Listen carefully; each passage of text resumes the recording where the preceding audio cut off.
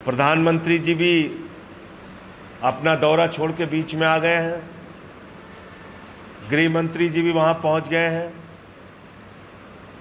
मैं केंद्र सरकार से मांग करता हूं कि आप सभी दलों को विश्वास में लीजिए और एक विपक्षी दलों की बैठक बुला के इस पे आप क्या कार्रवाई कर रहे हैं या पूरी घटना क्या हुई है, कैसे हुई है, कहां फेलियर हुआ है, उसकी जानकारी देश के विपक्षी दलों को और उनके नेताओं को भी सरकार दे। और जो भी आप कार्रवाई करना चाहते हैं, इनको मुंहतोड़ जवाब देने के लिए, उसमें हम सब लोग आपके साथ हैं। लेकिन प्रश्न उठता है, जब हम लोगों ने बार बार कहा, चिल्ला चिल्ला कर कहा कि पैसे को प्राथमिकता मत दीजिए, भारत की सेना इस राष्ट्र का गौरव है,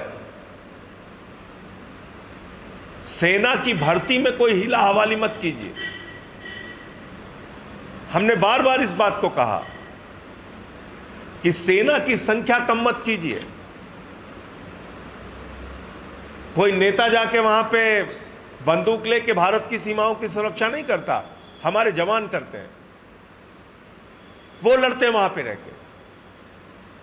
लेकिन आपने 1,80,000 सैनिक भारत की सेना से कम कर दिए। 3 साल कोरोना में आप भर्ती नहीं कर पाए, कोई बात नहीं, उसके बाद आप भर्ती कर लेते। लेकिन एक तरफ आपने 1,80,000 सेना के जवानों की संख्या कम कर दी, दूसरी तरफ आप 4 साल के अग्निवीर की योजना लेके आ गए। अग्निवीर की योजना का विरोध पूरे देश के नौजवानों ने किया।